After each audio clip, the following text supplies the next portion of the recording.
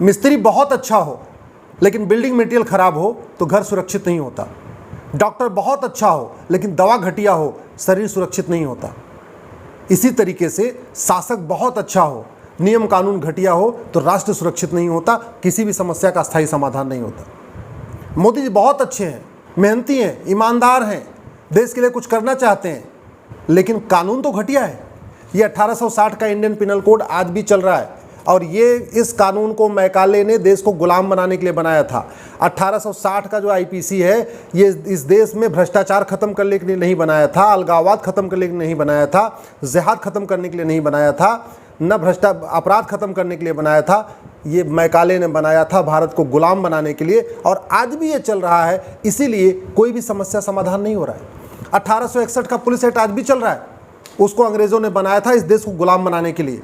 वो कानून आज भी चल रहा है, इसलिए पुलिस की रवैया वैसे की वैसी है। पुलिस सत्ता के अधीन है, सत्ता के इशारे पे काम करती है। सत्ता जहाँ का कहती है वहाँ पे जाके बुलडोजर चलाती है, जहाँ नहीं कहती वहाँ चुपचाप बैठी रहती है। 1872 का एविडेंस एक्ट जो अंग्रेजों ने बनाया था वो इस देश में न्याय करने के लिए नहीं बनाया था, बल्कि इस देश के राष्ट्रभक्तों को सजा देने के लिए बनाया था। चूंकि कानून आज भी चल रहा है तो वही न्यायिक व्यवस्था है, वही कानून है, इसलिए आज भी न कश्मीर के अलगाववादियों को सजा हुई, न बंगाल में जिहादियों को सजा हुई, न केरल के चरमपंथियों को सजा हुई, और मणिपुर जल रहा है। मैं गारंटी के साथ कहता हूँ इसमें 2-4 को सजा हो जाएगी, बाकी सबको नहीं होगी। दिल्ली दंगा हुआ था, हजारों की संख्या में सिख मारे गए थे, किसी को सजा हुई क्या? बिट्टा कराटे जिसने पब्लिकली कहा था मैंने मारा है, उसको सजा हुई क्या? यासीन मलिक जिसने पब्लिकली कहा मैंने मारा है, उसको सजा हुई क्या? बंगाल में इतना बड़ा नरसंहार हुआ, किसी को सजा हुई? सिख दंगों में इतना नरसंहार हुआ सिखों का, किसी को सजा हुई? बाकी तो छोड़िए, 70,000 करोड़ का 2G घोटाला, कॉमनवेल्थ घोटाला हुआ था, किसी को आजीवन कारावास फांसी हुई। 1,76,000 करोड़ का 2G घोटाला हुआ, किसी को आजीवन कारावास फांसी हुई। 1,76,000 करोड़ का कोयला घोटाला हुआ था, किसी को आजीवन कारावास फांसी हुई।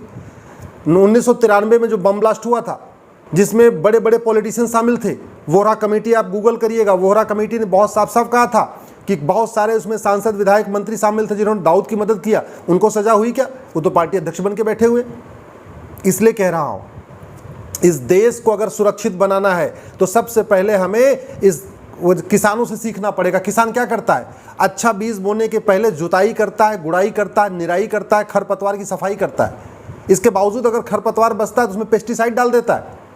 हमने वो काम नहीं किया, इसलिए आज देख लीजिए जिनके पास 10-10 हज़ार करोड़ की बेनामी संपत्ति है वो पार्टी बना के बैठे हुए हैं, कभी बेंगलोर में मीटिंग कर रहे हैं, कभी मुंबई में मीटिंग कर रहे हैं, और संसद नहीं चलने दे रहे। अगस्ता वेस्टलैंड स्कैम था, सजा हुई क्या? नहीं हुई। वाड्रा का इतना बड़ा घोटाला था, सजा हुई क्या? नेशनल हेराल्ड में इतना बड़ा घोटाला, सजा हुई क्या? अब्दुल करीम तेलगी से लेके, जीप घोटाले से लेके और मैरीन घोटाले तक, आकाश में हुए घोटाले से लेके कोयला घोटाले तक, किसी को सजा हुई? नहीं हुई, क्योंकि इस देश में कानून का राज है और कानून महा घटिया है। इसलिए मोदी जी बड़े ईमानदार हों, मोदी जी बड़े मेहनती हों, मोदी जी भले ही बहुत बड़े राष्ट्रभक्त हैं, लेकिन जब तक कहते नहीं जुताई, गुड़ाई, निराई, खरपतवार की सफाई नहीं होगी, तब तक न कश्मीर की समस्या का स्थायी समाधान होगा, न बंगाल की समस्या का स्थायी समाधान होगा, न मणिपुर की समस्या का स्थायी समाधान होगा। जितने भी देश में अलगाववादी संगठन है सबको विदेशी फंडिंग होती है। हमने विदेशी फंडिंग के खिलाफ कठोर कानून बनाया नहीं, नार्को पॉलीग्राफ ब्रेन मैपिंग कानून बनाया नहीं कि इनका टेस्ट किया जाए और जो सच्चाई फटाफट पता चल जाए। जिस देश में पुलिस व्यवस्था, न्यायिक व्यवस्था अच्छी होती है वहाँ पे भ्रष्टाचार, अपराध कम होता है। जिस देश में न्यायिक व्यवस्था, पुलिस व्यवस्था घटिया होती है उस देश में न अलगाववाद कम होता है, न कट्टरवाद कम होता है, न मजहबी उन्माद कम होता है, न जिहाद कम होता है, न धर्मांतरण कम होता है, न घुसपैठ कम होती है। जैसा घुसपैठ भारत में है ऐसा चीन में क्यों नहीं है? जैसा घुसपैठ भारत में है ऐसा फ्रांस में क्यों नहीं है? आपको क्या लगता है कि उनके नेता बहुत अच्छे हैं? नहीं, उनके नेता अच्छे नहीं हैं। उनके नेताओं को बहुत अच्छा भाषण देना भी नहीं आता है।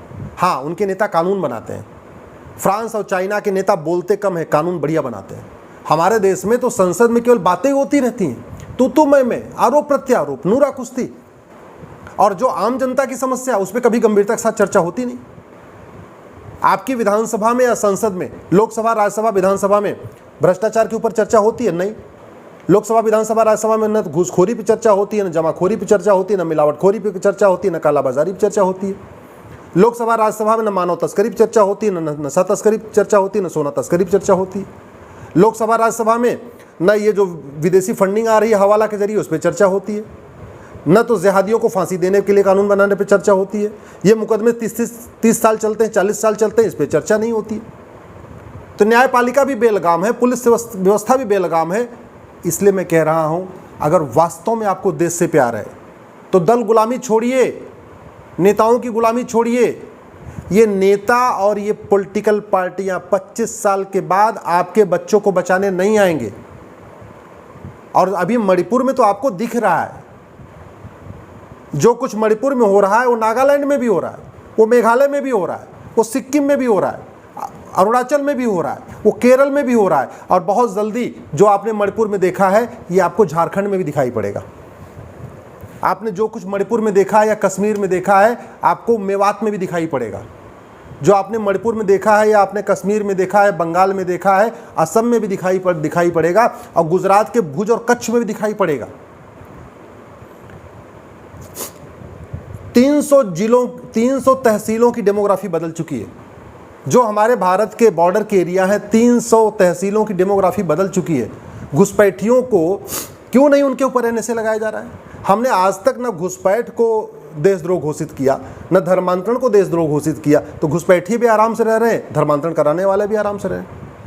मैं आपको गारंटी के साथ कहता हूँ, ऐसा कानून बनाया जा सकता है कि घुसपैठिए भारत में आना तो छोड़िए, जो भारत में है ये अपने आप भाग जाएंगे।